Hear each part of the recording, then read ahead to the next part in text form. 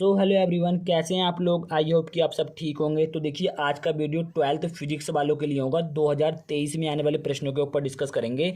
95% पार होगा बिल्कुल।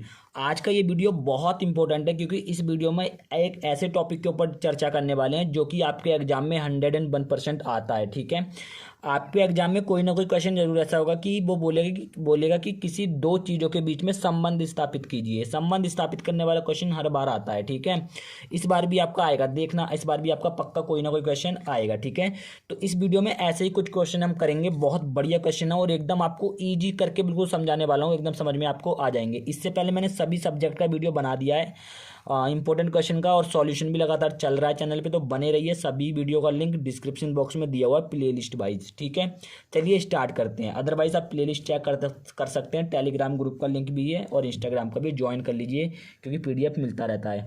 चलिए स्टार्ट करते हैं। अब देखिए, ये क्वेश्चन है, चुंबकशीलता μ0 तथा विद्युतशीलता ε0 में संबंध स्थापित कीजिए। ठीक है, चुंबकशीलता को μ0 से दिखाते हैं और विद्युतशीलता को ε0 से दिखाते हैं। ठीक है, नॉट भी बोलते हैं, ε0। ठीक है, चलिए आगे करते हैं। अब देखिए, आपको सबसे पहले चुंबकशीलता पता होगा। चुंबकशीलता क्या होती है, नहीं पता तो मैं बता देता हूँ थोड़ा सा आपको। चुंबकशीलता की जो वैल्यू होती है, ठीक है, वैल्यू से करेंगे हम यहाँ पे। μ0 फिर μ0 बोलते हैं इसे। तो जो इसकी वैल्यू होती है वो होती है 4π × 10⁻⁻7 न्यूटन एम्पियर स्क्वायर, न्यूटन प्रति एम्पियर स्क्वायर। ठीक है, देखिए, कोई भी चीज़ अगर आप फिजिक्स पढ़ रहे हैं तो कोई भी चीज़ अगर आप लिख रहे हैं तो उसका मात्रक जरूर लिखिए, क्योंकि अगर आप मात्रक नहीं लिखोगे तो आपके मार्क्स कट जाएंगे। ठीक है, पक्का कटेंगे अगर आप मात्रक नहीं लिखोगे तो। ठीक है, आगे क्या है, आगे आपका होता है मैंने आपको ध्यान होगा, आपको मैंने कूलाम का नियम पढ़ाया था, तो वहाँ पे मैंने आपको 1/4πε0 इसकी वैल्यू मैंने आपको बताई थी। क्या बताई थी, इसकी वैल्यू क्या होती है 9 × 10⁻⁹ और मात्रक भी मैंने आपको बताया था newton metre square upon coulomb square, ये मैंने इसका मात्रक बताया था। अभी यहाँ से मुझे ε0 की वैल्यू निकालनी है, किसकी, यानी कि विद्युतशीलता की वैल्यू निकालनी है। निर्वात में विद्युतशीलता जो होती है इसकी वैल्यू मुझे यहाँ पे निकालनी है। तो ये ε0 जो है, ε0 जो है वो आपका इधर चला जाएगा और ये 9 × 10⁹ इसके अपॉन में आ जाएगा। तो ε0 की जो वैल्यू मिलेगी वो मिलेगी 1/4π ये आपका इसके अपॉन में आ जाएगा 9 × 10⁻⁹, यही तो मिलेगी आपकी इसकी वैल्यू। ठीक है, इसका जो मात्रक हो जाएगा इसका उल्टा हो जाएगा, क्योंकि इसके बट्टे में आ गया तो ये इसका उल्टा हो जाएगा, यानी कि coulomb square upon newton metre square. ठीक है, इसका मात्रक आपका ये हो जाएगा। समझ में आ गया, बहुत ईजी है भाई।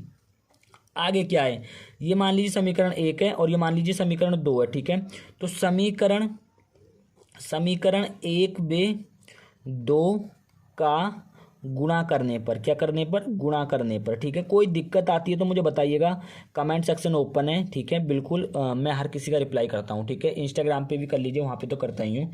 ठीक है, तो यहाँ पे देखिए ये है और ये है। ठीक है, तो इन दोनों ही गुणा करेंगे μ0 ε0। ठीक है, इसकी जब मल्टीप्लाई करेंगे तो μ0 की वैल्यू क्या है 4π × 10⁻⁻7। ठीक है, और ε0 की वैल्यू क्या है, ε0 की वैल्यू है 1/4π × 9 × 10⁻⁹। ठीक है, ये इसकी वैल्यू है। अब देखिए 4π से आपका 4π कैंसिल हो जाएगा, तो बचेगा क्या आपका, ये बचेगा μ0 × ε0 इज इक्वल टू, ये देखिए 10⁻⁻7 × 1/9 × 10⁻⁹, ये आपका बचेगा। अभी जो ये आपका 10⁻⁻7 गुणा में है ना, अगर मैं इसको बटे में लेके आऊँगा तो ये प्लस में हो जाएगी पावर आपकी, तो ये हो जाएगा μ0 × ε0, यानी कि नॉट बोलते हैं इसे। तो 1 अपॉन यहाँ पे हो जाएगा, ये पावर आ जाएगी प्लस में 10⁻7 × 9 × 10⁻9। देखिए इन दोनों का बेस सेम है, 10 है 10 है, तो एक फॉर्मूला आपको मैंने बताया था a⁻m × a⁻n, यानी कि बेस सेम होता है तो जो पावर होती है वो ऐड हो जाती है, a⁻m + n। ठीक है, तो यहाँ पे आपका क्या हो जाएगा, देखिए यहाँ पे आपका फाइनली हो क्या जाएगा, μ0 × ε0 इज इक्वल टू 1/9 इंटू, इन दोनों की पावर ऐड हो जाएगी तो ये जाएगा 10⁻16। क्या हो जाएगा, 10⁻16 हो जाएगा। सॉल्व कर दीजिए इसको। देखिए हम ऐसे लिख सकते हैं μ0 × ε0 इज इक्वल टू, इसे हम लिख सकते हैं 1/, इसे लिख सकते हैं 3 इंटू इसे लिख सकते हैं 10⁸ और इसका स्क्वायर, ठीक है, क्योंकि इसका स्क्वायर करेंगे तो 16 ही आएगा, 8 दूनी 16, ठीक है, और इसका स्क्वायर करेंगे 3 का तो 9 ही आएगा, तो टोटल इसको हम ऐसे लिख सकते हैं। अब आपने पढ़ा होगा कि 3 × 10⁸, ये क्या होता है, ये होता है प्रकाश की चाल। क्या होता है ये होता है प्रकाश की चाल, और प्रकाश की चाल को हम किससे दिखाते हैं, सी से, ठीक है। तो ये किसकी वैल्यू है, ये आपकी सी की वैल्यू, ठीक है। तो इस पूरे की जगह पे हम क्या रख सकते हैं, सी रख सकते हैं। तो ये जाएगा mu naught into epsilon naught is equal to क्या हो जाएगा, 1/c। क्या हो गया, 1/c। तो यही आपका इसमें रिलेशन होता है। क्या होता है, रिलेशन, संबंध, ठीक है। यही आपका संबंध इसमें होता है। आई होप कि आपको समझ में आ गया हो, कोई दिक्कत नहीं हुई होगी पूरे टॉपिक में, कोई कठिन भी नहीं है ये, बिल्कुल भी दिक्कत है तो मुझे बताइएगा। अगला टॉपिक क्या है वो देखते हैं अब हम, नेक्स्ट क्वेश्चन। तो देखिए जो अगला क्वेश्चन अपने पास है वो है विद्युत क्षेत्र की तीव्रता तथा विद्युत विभव में संबंध स्थापित कीजिए। इन दोनों का ही मैंने आपको निरक्षीय अक्षीय करा चुका हूँ पहले ही, ठीक है, तो देख लीजिएगा, प्लेलिस्ट में आपका मिल जाएगा, ठीक है। तो देखिए इसमें पहले हम देखेंगे किसी बिंदु आवेश के कारण विद्युत क्षेत्र की तीव्रता, ठीक है। किसी भी बिंदु आवेश के कारण विद्युत क्षेत्र की तीव्रता का फॉर्मूला मैंने आपको क्या प्रूव कराया था, E = 1/4πε0 Q/r², ठीक है, यही तो प्रूव कराया था मैंने, ठीक है। इसको समीकरण फर्स्ट मान लेते हैं, ठीक है।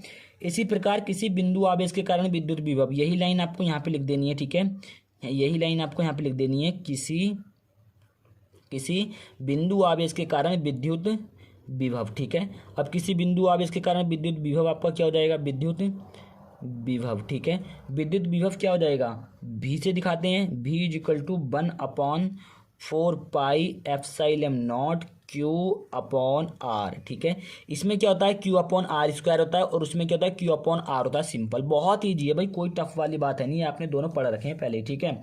अब हमें क्या करना है, हमें समीकरण 2 का r के सापेक्ष अवकलन करना है। क्या करना है, अवकलन, थोड़ा सा अवकलन आपको आना चाहिए, थोड़ा सा अवकलन, ठीक है। समीकरण 2, इसको समीकरण 2 मान लो, समीकरण 2 का r के सापेक्ष क्या करने पर, अवकलन करने पर, ठीक है, अवकलन करने पर, ठीक है। अवकलन कर दीजिए। तो देखिए जैसे v है तो v का हो जाएगा dv/dr, ठीक है, r के सापेक्ष कर रहे हैं। जैसे मान लीजिए x होता तो x का क्या हो जाता है, dx/dr, ऐसी y होता तो y का क्या हो जाता है, dy/dr, ठीक है। r के सापेक्ष कर रहे हैं y का, मतलब कि अवकलन का मतलब होता है d/dr, जिसका भी आप कर रहे हो वो यहाँ पे आता है, ठीक है। तो हमने v का क्या है तो dv/dx, ठीक है, इज इक्वल टू, ठीक है। इसका अब हमें इसका करना है, किसका, इसका करना है इधर वाले का।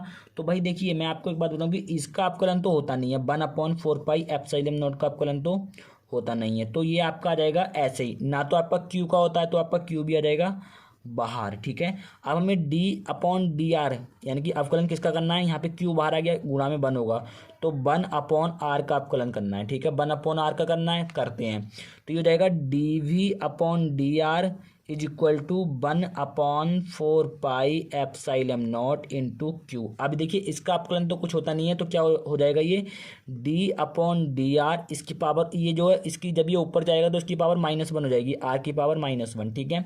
पता है ना, +1 होती है तो ऊपर जाके -1 हो जाती है। अब क्या होगा, dv/dr is equal to 1/4πε0 q, ठीक है। अब यहाँ पे देखिए एक चीज़ समझने वाली है, बहुत ईजी है। हम जब भी देखिए, जैसे मान लीजिए हम कर रहे हैं d/dr कर रहे हैं हम r² का, मान लीजिए, ठीक है, r² का कर रहे हैं, तो जो ये पावर होती है वो नीचे आ जाती है, यानी कि 2r, और इस पावर में से एक पावर घट जाती है। ऐसे ही मान लीजिए हम d/dr कर रहे हैं किसका, r³ का, तो ये जो पावर है ये नीचे आ जाती है 3r, और इस पावर में से, ऊपर वाली पावर में से एक पावर घट जाती है, तो स्क्वायर बचेगा, ठीक है, समझ में आ गया। तो अब भाई ऐसे ही हम इसका कर रहे हैं, तो जो ये पावर है ये पावर आपकी नीचे आ जाएगी, और गुणा ये जो r है ये r ऐसे रहेगा, और इसकी पावर क्या थी, -1, इसमें से एक पावर और माइनस हो जाएगी। समझ में आया, समझ में आया ना, कोई दिक्कत वाली बात नहीं है, ठीक है। मतलब कि जब भी आप किसी भी चीज़ का अवकलन करेंगे तो जो उसकी पावर होती है वो नीचे आ जाती है, और एक पावर और माइनस हो जाती है उसमें से, ठीक है। आगे बढ़ते हैं, dv/dr is equal to 1/4πε0 q, और यहाँ पे बचेगा आपका क्या, ये वाला जो माइनस है ना आपको, ये वाला गुणा में है ना ये वाला माइनस, तो इस माइनस को मैं कर लेता हूँ आगे। कहाँ कर लिया मैंने, यहाँ कर लिया।